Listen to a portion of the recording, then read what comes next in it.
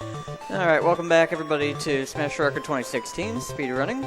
And today we are going to be doing something really cool. We're going to be doing a Tilt and Tumble speedrun, and if you've never seen this before, it's a sight to behold. You're hearing the disembodied voices of Theguesst, that would be me, and Mr. Shasta on the couch back there. Hello there. Yep.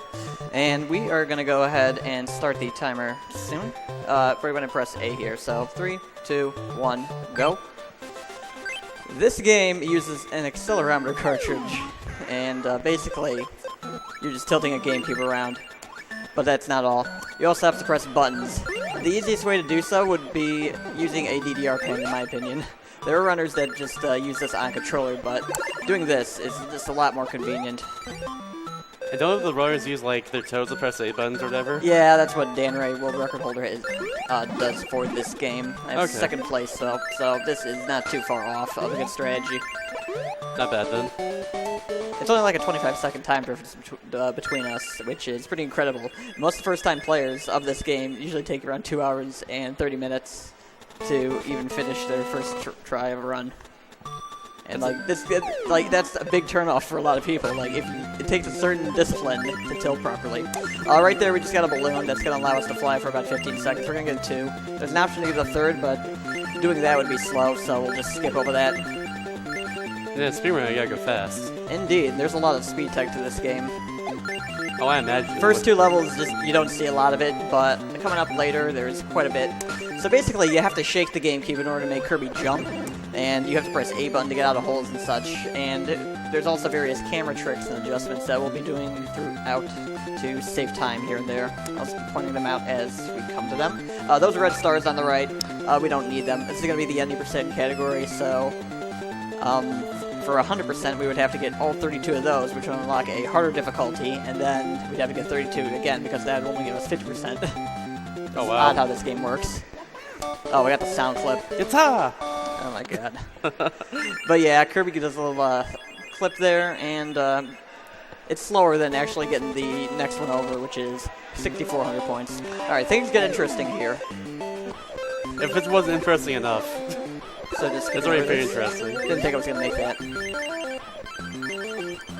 And we're going to adjust the camera after we get off here. Game's going to slow down. And we'll just jump off clouds. You can actually change the direction the clouds is moving, like stop them and start up the momentum again. That was not an option in the Japanese version. The US version was released more than a year apart from the Japanese version. There's a lot of revisions and differences. One of which is just how Kirby moves. And another of which is how the clouds work. There was a couple of rooms that were changed too. But overall, US version is the fastest. Just by a few seconds. This song is a jam right here. Yep. Music in this game is mostly ripped from Kirby's Adventure NES, but it's all good. Kirby music is great. It's always really good. Plonking these blocks. So anyway, we should play Robot, because that's great music as well, too. Mm-hmm.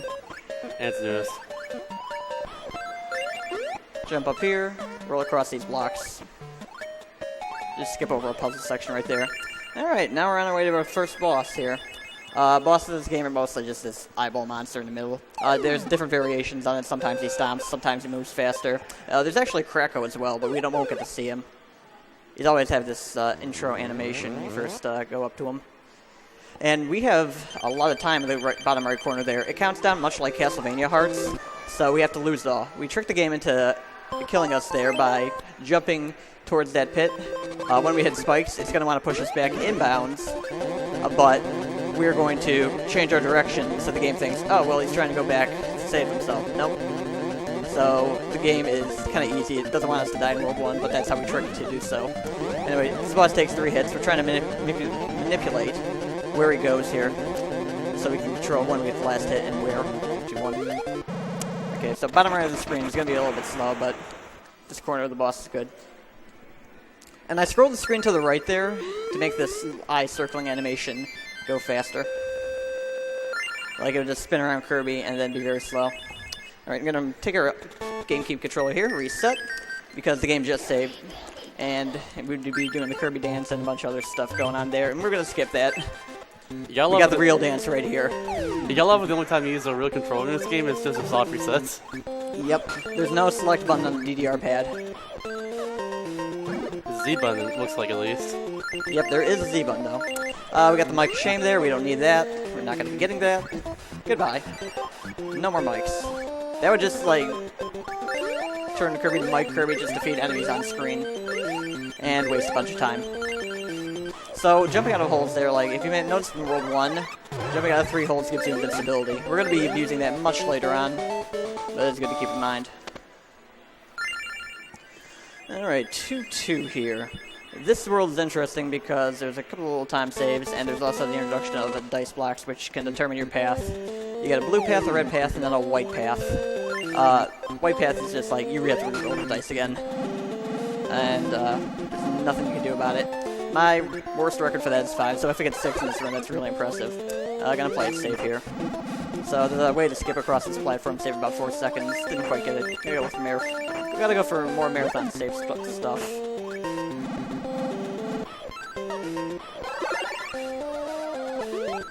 Alright. 1. Good. Red path is preferred here, it's faster.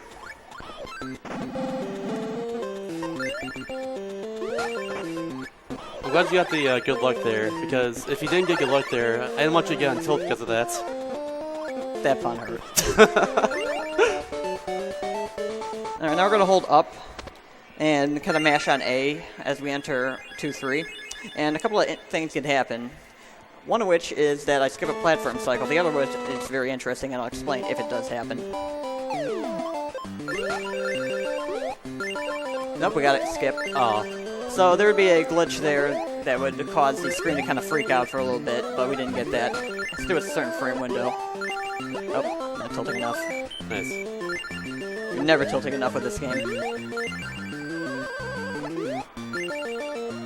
I bet that, like, the camera isn't even looking at my GameCube properly right now. I'm shifting around like crazy. This jump is kind of difficult.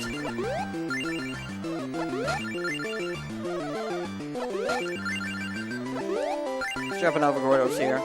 The stop for the one back there because it moves a little bit slower than the others. Right, perfect bullseye. That is not the bullseye, just right next to it. In 2-4, we got switches, we got ghosts. Hey, happy Kirby. And, oh yeah, I should explain that. The little loading screen you get where Kirby was just flying off there's a few variations of that. Depending on how fast you complete the level, except in, like, 8-1, for some reason. We don't quite understand why. But depending on how fast you beat the level, you get different animations that are faster or slower. It's like this game is unintentionally thought of as being a speedrun. Dang. Just gonna do a flip backwards there to manipulate these gate blocks from opening. Good, make that jump.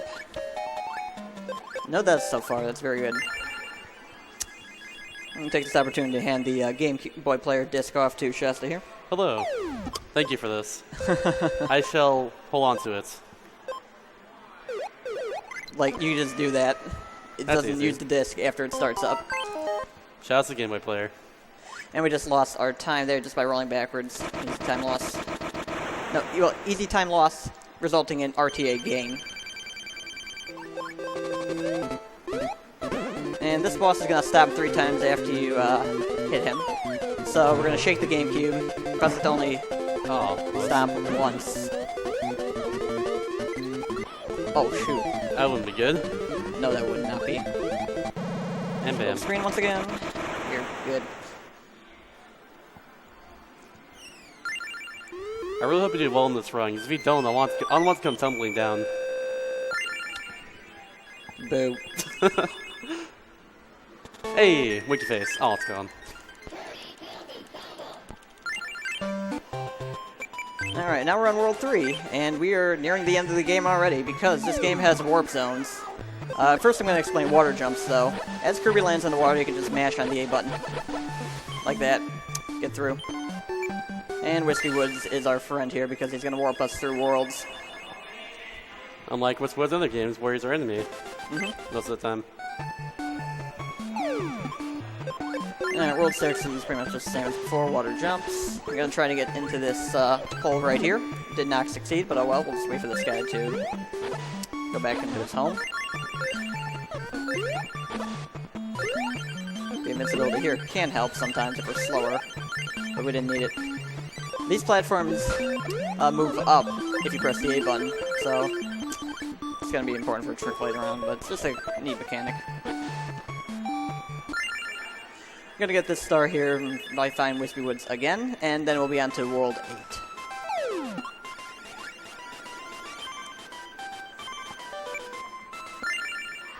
What a pal. What an absolute homie. World 8's pretty complicated. It's just going through an opening section with a bunch of jumps at first, but it becomes a very precise game of don't have bad calibration and go fast much later on.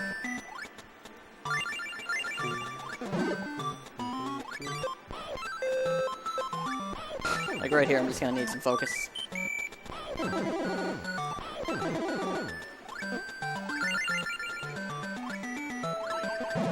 Oh, shoot. Oh, man. Interesting. Nope, we are not doing that. We are not doing that. No. Not today, Bumper. Not today. Now that red bumper can be a jerk too, but good. Very good. So that was a little bit slow. Still fine. Didn't die. Now we're getting slow Kirby right here. That's a slow animation. We don't know why that is. That's really weird. Alright, we got more dice. We want red path twice. No, blue. Yep. We got red path. I bet we are going to get red path twice because I misspoke. We wanted blue then red. Oh, that's weird. Oh no. Where did that stomp come from? I think you bumped against the enemy there. Interesting. There we go. Blue path is still more optimal. Oh, get in the hole. Thank you. I'm not one to have control issues with this game. Now you got double blue, which is nice. Yeah, nice easy path. Gonna scroll the screen up here. This key is always in the same chest, by the way. Get over here.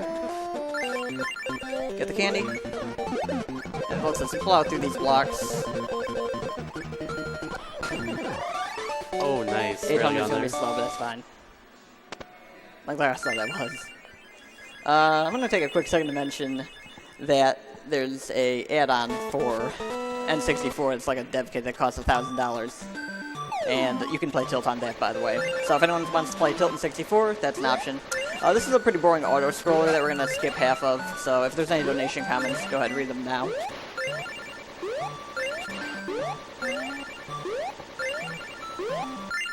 Well, sadly, there are no donations, but I believe this is a good time to plug a sponsor. I guess I gotta keep the stream rolling on in that case. Trail Gaming League is the premier South Florida monthly event. Each month, they provide high-end, out-of-state competitions in both Melee and Smash 4 to do battle against some of the Florida's finest. They also have a competitive team consisting of Blade Jello, DJ Jack, and Spider Sense. Alright, so we got another balloon section here. There's a UFO that can be a jerk, and you don't want to hit him too fast. Otherwise, if you like hit him in a frame-perfect way when he's off-screen here, he drops a balloon that you'll need to continue flying into these Gordos, and you just can't continue. I had that happen in practice today, and it was just a theory until now. It was pretty neat. Now getting these balloons when you're right ahead of the screen to optimize time.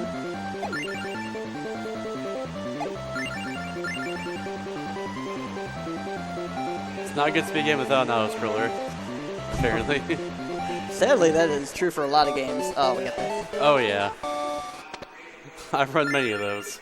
With auto-scrollers, and then Alright, 8-4 gets really interesting. There's a lot that's going on here. Let's go ahead and explain it all. First off, we got a jump that's going to trigger invincibility that we're going to do by doing this setup. And it only lasts for a short amount of time, so we have to shake the GameCube in order to get through these robots. And that skips a puzzle. And now we're going to put damage boost across spikes. And we're going to wait for this robot to drop the key here. And this is a frame-perfect jump if I want to go fast. Got it. Nice.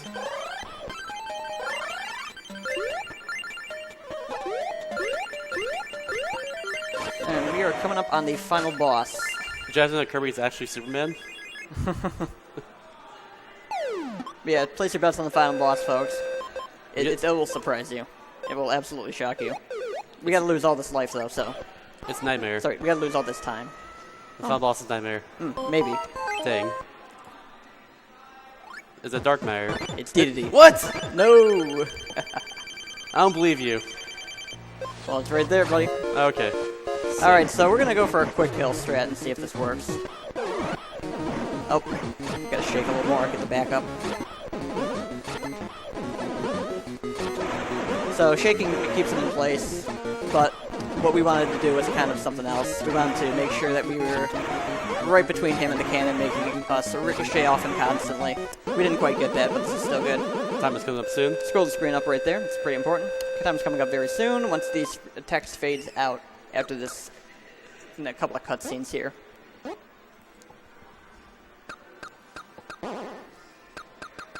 I tripped.